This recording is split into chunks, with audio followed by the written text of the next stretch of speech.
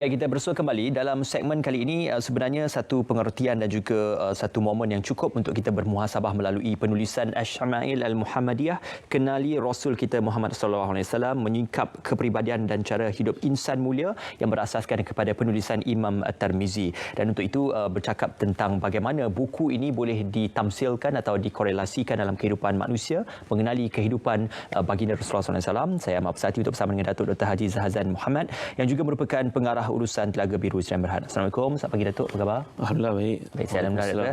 Baik Datuk, satu perkongsian tentang buku dan juga naskah Asy-Syama'il Al-Muhammadiyah, kenali Rasul kita Muhammad sallallahu alaihi wasallam. Jadi mungkin Datuk boleh ceritakan terlebih dahulu tentang bagaimana terbitnya hasil idea bagi gagasan buku dan juga kitab ini, Datuk.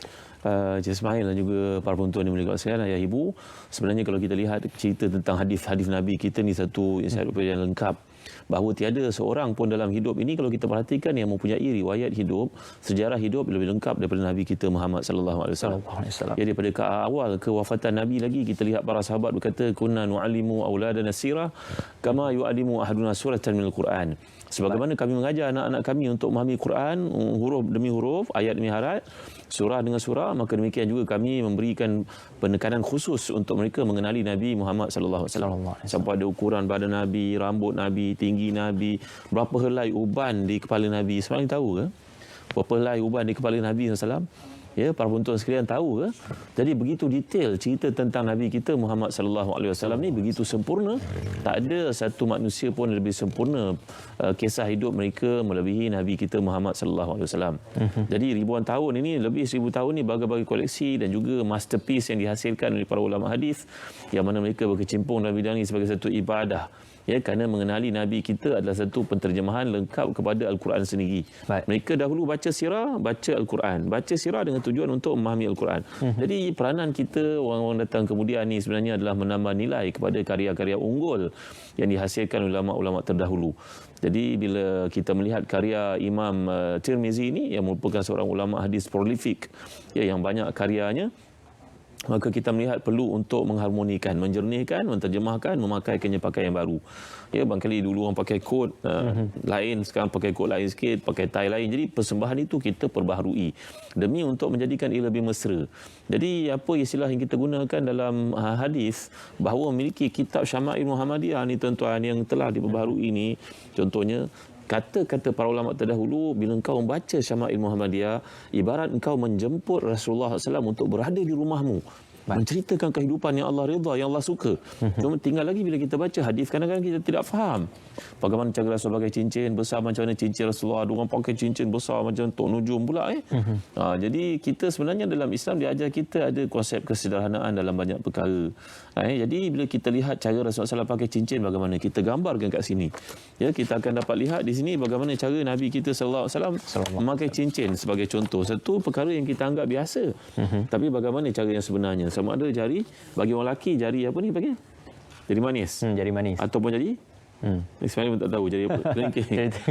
Ya, jadi dalam pendekatan kita lihat orang Islam lelaki digalakkan pakai cincin macam Nabi di dua jari ni. Saya pun tak sempat pakai cincin, pakai tak lekat. Tapi orang perempuan boleh pakai di semua jari. Jadi Nabi kita pakai inai sebagai contohnya. Jadi kita tunjukkan apakah pokok-pokok inai yang telah pun digunakan Nabi SAW. Ada kepelbagaian. Kadang-kadang warnanya merah, kadang-kadang warnanya agak kuning, kadang-kadang warnanya agak hitam. Ya, kalau zaman dahulu mereka memakai inai hitam ni tujuan untuk pergi berperang, nampak kuat, nampak sihat, nampak segar dan sebagainya. Jadi inilah dia buku yang cuba kita tonjolkan dengan pakaian baru, bentuk baru, persembahan baru, yang mana penulis dia Al-Fadhil Ustaz Ahmad Al-Fadhil, seorang guru saya, abang saya, senior saya di Kolej Islam dulu, Cik Ismail. Beliau menghasilkan buku ni, membuat rujukan, mengkaji lebih daripada 10 tahun. Baik. Sehingga bila kita nak terbitkan buku ni, kita menghimpun tim panel di kalangan mufti, para ulama, termasuk Sahibus Samaha, ya, Datuk Menteri kita yang sekarang, Datuk Seri Zulkifli Bakri juga terlibat dalam panel buku ini bagi memastikan segala maklumat yang kita salurkan, kita kemukakan itu menepati hadis. Jadi ketika kita melakonkan semula buku ini untuk tujuan kefahaman kepada umat membaca, bagaimana nak mengamalkan cara duduk Nabi, cara baring Nabi. Ada orang kata nak makan je kena pakai 3 jari macam jari Nabi SAW. Betul ke Ismail? Nak makan 3 jari? Kalau anda makan nasi, bila nak selesai kalau makan 3 jari? Mulanya makan dengan 3 jari. Nabi makan 3 jari hanya roti sahaja. Jadi makanan ruji kita kat Malaysia tak sesuai lah untuk pakai 3 jari, tuan-tuan. Jadi ini kefahaman kepada hadis. Kalau kita ceritakan Nabi suka bercelak sebagai contohnya, maka kita buat research dalam pendekatan moden, orang tak pakai celak tapi orang pakai contact lens. Baik. Jadi bagaimanakah hukum pakai contact lens itu? Ya, rambut perang, muka putih, pakai kontak biru pula tapi orang Asia. Apa hukumnya? Jadi kita bincangkan pendekatan-pendekatan hadis dalam pakaian moden dengan fatwa dan juga fakta yang akan menjadikan ia lebih mesra kepada pembaca-pembaca moden. Jadi inilah buku yang telah pun disiapkan lebih daripada 10 tahun.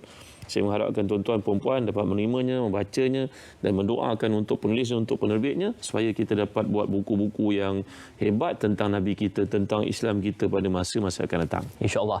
Sebenarnya kalau boleh kita huraikan inspirasi penulisan dan juga perkara ini banyak diinspirasikan daripada penulisan Imam At-Tirmizi, yang juga Imam At-Tirmizi ini merupakan seorang hufaz hadis sebaris dengan Imam Al-Bukhari, Imam Muslim, Imam An-Nasa'i, Imam Abu Daud dan sebagainya. Jadi memilih figura Imam At-Tirmizi dan juga penulisannya ini adalah satu perkara yang digambarkan sebagai menyeluruh tentang bagaimana cara hidup baginda Rasulullah SAW dan apa yang dipesan oleh baginda Rasulullah SAW. Jadi perkongsian buku ini bagaimana ia boleh memberi impak ataupun dampak kepada gaya hidup manusia yang membacanya dan juga ingin melaksanakan mengikut gaya hidup baginda. Ismail dan juga para penonton sekalian, kalau kita perhatikan Allah menyatakan dalam surah Al-Ahzab, laqad kana lakum fi rasulillahi uswatun hasanah. Pada Nabi itu contoh tauladan yang terbaik untuk kamu ikut.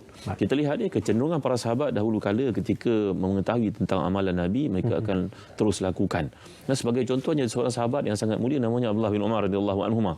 Anak kepada Sayyidina Umar ni kalau lalu di satu tempat dalam Masjid Nabawi itu kelihatan beliau akan menundukkan kepalanya tanpa sebab. Lalu mereka pun bertanya kepadanya, wahai Abdullah, apa yang kau lakukan ini? Kenapa kau tunduk? Tak ada pokok pun di atasmu, tak ada satu penghalang pun, tak ada pintu pun. Memang Abdullah ni seorang yang tinggi.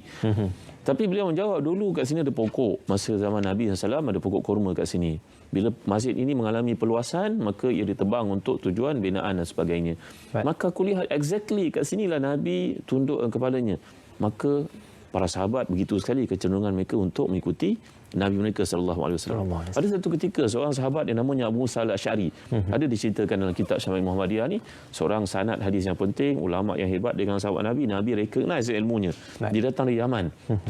Kabilahnya terkenal dengan sikap koperasi. Sebelum koperasi diwujudkan dalam era moden ini, Abu Musa Asy'ari dengan kumpulannya, kabilahnya mengamalkan dasar tolong, prihatin macam kita NGO yang ada pada hari ini. Jadi Abu Musa Asy'ari ini satu hari bila diutuskan Nabi ke Yaman, balik semula ke tempat asalnya untuk berdakwah, maka dia makan ayam. Nabi bukan makan ayam setiap hari ya. Bila ada makanan yang seperti itu Nabi makan. Mungkin setahun sekali, di 3-4 bulan sekali begitu keadaan Nabi kita, mengambil kira apa sahaja yang mampu. Jadi ketika sampai di Yaman, maka Abu Musa Asy'ari ni makan ayam yang dihidangkan, tiba-tiba ada seorang mengucilkan dirinya, menguzlahkan dirinya. Lalu Abu Musa Asy'ari bertanya kepadanya, "Mengapa engkau tak makan?" Dia kata, "Sebenarnya saya tengok ayam ni makan najis. Maka mulai saya tidak makan ayam lagi." Abu Musa panggil dia, "Wahai fulan, fulan, ni vegetarian tuan-tuan ya." Panggil dekat-dekat dan panggil, "Fulan, kau tahu tak, aku berguru dengan manusia yang paling baik di dunia."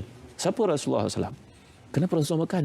Kalau Rasulullah dapat wahyu daripada Allah mengatakan makanan yang tidak elok dimakan, Rasulullah tidak makan, tapi Rasulullah makan. Kau makanlah sedikit pun. Jadi kita dalam hidup ni jangan terikut-ikut dengan cara orang lain. Kita ada satu model yang paling lengkap, iaitu Rasulullah SAW. Kejayaan dunia, kejayaan akhirat. Yang kita selalu sebut, hayya 'alas salah, hayya 'alal falah. Ya, bahawa dunia dan juga akhirat kita mengejar kejayaan yang ditunjukkan, dicorakkan oleh Nabi SAW. Jadi, bila kita baca kitab ini, insya-Allah kita makin mesra, makin faham, makin dekat. Oh, macam ni cara amal. Contohnya, ada kaedah perbuatan cara bekam yang disebut dalam buku ini merupakan amalan Nabi kita SAW. Mungkin dalam suasana PKP, kita kena pertingkatkan penjagaan kesihatan. Tapi kita jangan nafikan keperluan ini kerana ketika Nabi naik dalam Isra' dan Mi'raj, antara wasiat Jibril kepada Nabi kita Muhammad SAW, wahai Muhammad, pesan umatmu untuk berbekam. Kerana aku mendapati ramai di kalangan mereka mati mengejut.